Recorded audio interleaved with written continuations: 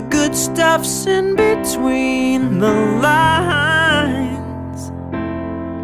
Here at the Verb Garden with myself and Christopher Brookmyre, who's just been on stage talking about his new book. Chris, how did that go? It was great. It's my third time at Belladrum. It was a good audience. Because it's Belladrum, rather than just talk about my book, I decided to do a wee kind of performance piece, short story, because I think if you're at a festival, you've got to perform. So it's always a good sign when the audience is laughing, pulling faces and having a really good time. Yeah, you've got to, I think also you've got to make them laugh so that you can be sure they're listening, because there's a lot of noise and distraction at somewhere like Belladrum. You talk about noise and distraction, sounds like the new book as well has got plenty to think about. Yeah, it's one of the most fun concepts I've ever come up with. It's a kind of Agatha Christie meets Michael Connelly, and then it's about a Miss Marple type octogenarian amateur sleuth from Perthshire who ends up having to join forces with a sort of Harry Bosch type hard-boiled homicide detective from Hollywood. I'm curious, when you are writing stuff, do you sort of sit back and listen to music for inspiration or to relax?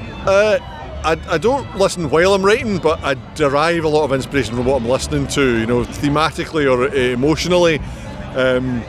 So like with the Cracked Mirror, there was like a couple of songs through my head all the time.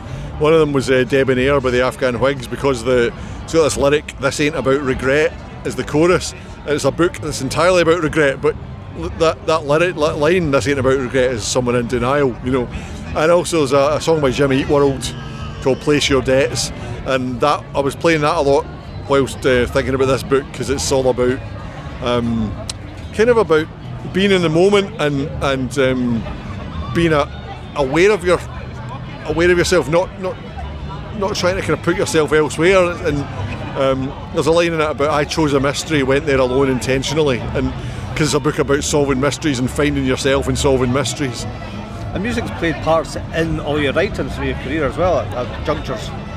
Always. I mean, I've always taken a lot of influence from music, or taken my kind of inspiration and cues from things, or literally written about what it is to be in a band or being on tour. So Dead Girl Walking was very explicitly about band on tour. So it's something that I do like to keep coming back to. What was the sort of music of your youth, and do you still sort of carry that with you? Oh, entirely. I mean, I grew up, well, I guess my first love was the Skids and Big Country and all that kind of 80s guitar bands.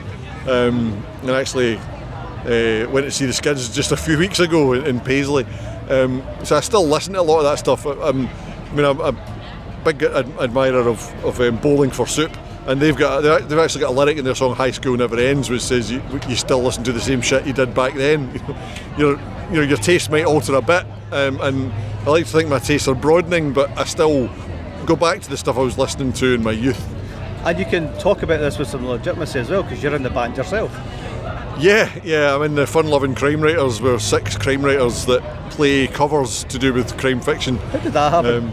Started off kind of as a joke, really, there was three of the bands had done an open mic thing once at a festival, and then the Edinburgh Festival asked them to put together a band, and so yeah, we recruited. It was initially Doug Johnston on drums, and Mark Billingham and Stuart Neville, and then they added Luca Vesti, Val McDermott and myself. So yeah, we started playing book festivals, and then we started getting invited to music festivals. So yeah, the apotheosis for us was we played Glastonbury in 2019, and then we played Glastonbury again this year. What's the last song or podcast you listened to? The last song I listened to? It was probably the Menzingers, and their song Bad Actors. In fact, I went to see them earlier this year. It was one of the best gigs I was at this year. I couldn't believe how lively it was, and I was saying to my wife when I got home, the Menzingers were amazing, the energy was incredible, and then she suddenly pointed out that it was probably the only band I'd been to see that year that were all in their 30s, because I've been to see lots of bands like the Skids and OMD and lots of legacy acts, and everyone there was older than me. Okay, just before I let you go then, one band or artist everyone should be listening to right now. Good evening. Welcome to the Verb Garden. How's your day gone so I'm always trying to recommend Jim Eat World because they're just one of my favourite bands. But I would also recommend Tenny Larts, who's a Canadian country singer. She's playing in Glasgow in September at St Luke's. She's a beautiful songwriter, and I think she's someone who will go on to be a big name. And she'll be writing songs for other people for decades. Well, best of luck with the book, and thanks so much for stopping by. Oh, my pleasure. The good stuff's in between the lines.